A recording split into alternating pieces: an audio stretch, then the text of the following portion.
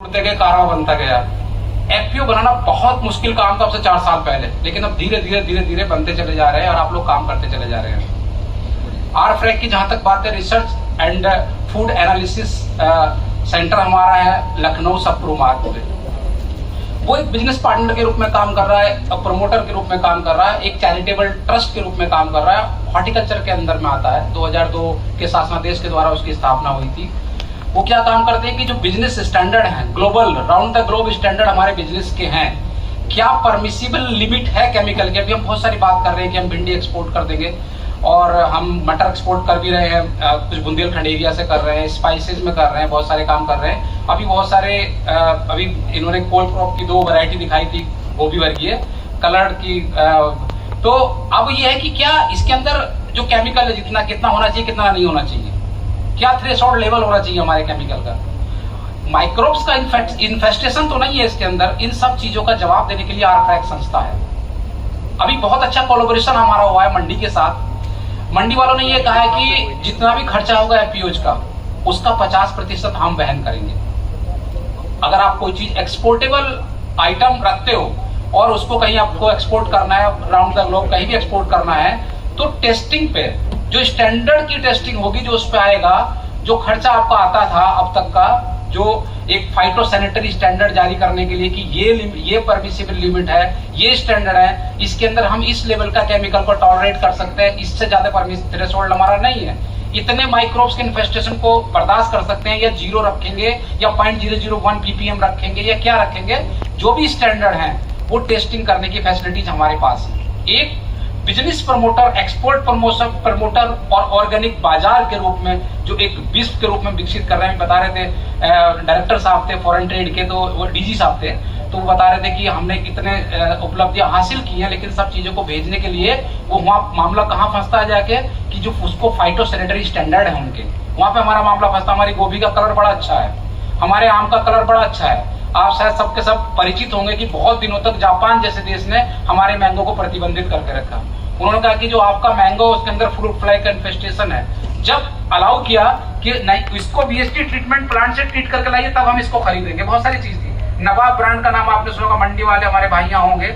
नवाब brand से जो है वो मैंगो का हुआ था, और ताज ब्रांड से आलू का एक्सपोर्ट हुआ था। सबसे पहले शुरुआत हुई थी, गल्फ कंट्री से स्टार्ट किया गया था। तो जो ये स्टैंडर्ड है, यहाँ पे आरफ्रैक लेबोरेटरी हमारी, वहां पे आप लेके जाइए, केवल 500 रुपए का खर्चा आएगा। लेकिन यदि कोई उद्यमी के रूप में, बिजनेसमैन के रूप में या मर्चेंट के रूप में अगर काम करेगा तो उसको पूरा पैसा खुद से देना पड़ेगा।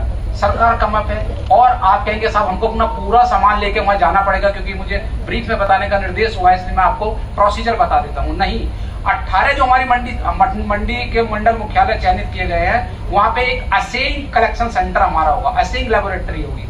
असेइंग का मतलब समझ लीजिए कि एक छोटी लेबोरेटरी वो है कि वो असेस करेगी उन सब चीजों को कि क्या आपका ये जो टेस्टिंग सैंपल आपने दिया है, पता लगा कि 1 किलो जाना है, आपने 5 किलो पहुंचा दिया, तो वो उसको 1 किलो बताएंगे। पता लगा कि 100 ग्राम जाना है या एक टेस्ट ट्यूब में जाना है, तो इस तरह के काम के लिए भी एक छोटे कलेक्शन सेंटर की स्थापना करने का प्रस्ताव जो है कुछ जगह हो भी गया है, मंडी समिति पे होगा। तो आपको अपने यहाँ की मंडी समिति से कांटेक्ट करना है, मंडी स्थल पे कांटेक्ट करना है, वहाँ पे मंडी सचिव हमारे होंगे, मंडी इंस्पेक्टर्स हमारे होंगे, और वहां से आपका जो कलेक्शन होके वो सैंपल्स जो है वो आरफ्रैक को भेजे जाएंगे। यदि आरफ्रैक के पास ज्यादा हो गया, बल्किंग हो गई है, तो 2 सेंटर उसके हैं, या कोई ऐसी फैसिलिटीज है जो आरफ्रैक के पास नहीं है, तो जो हमारा एफएसएसआई वाले सेंटर हमारे हैं, खाद्य सुरक्षा एवं खाद्य सुरक्षा और औषधि प्रशासन वाले हैं, वहाँ पे उनकी टेस्टिंग लेबोरेटरी है, वहाँ पे हमारे ये सब चीजें होंगी। तो ये बड़ा महत्वपूर्ण है, 2 सप्रू मार्ग लखनऊ पे है। और अगर इसमें कहीं किसी चीज की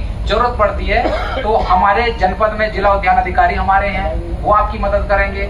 मंडल मुख्यालय पे हमारे जिला उद्यान अधिकारी भी है, और उप निदेशक उद्यान में खुद खड़ा हुआ बलजीत सिंह नाम है हमारा। उसके साथ साथ हमारे फूड प्रोसेसिंग के सेंटर भी आपकी मदद करेंगे। मंडल मुख्यालय पे हमारे प्रिंसिपल होते हैं और फूड प्रोसेसिंग के इंचार्ज होते हैं, वो आपकी मदद करेंगे।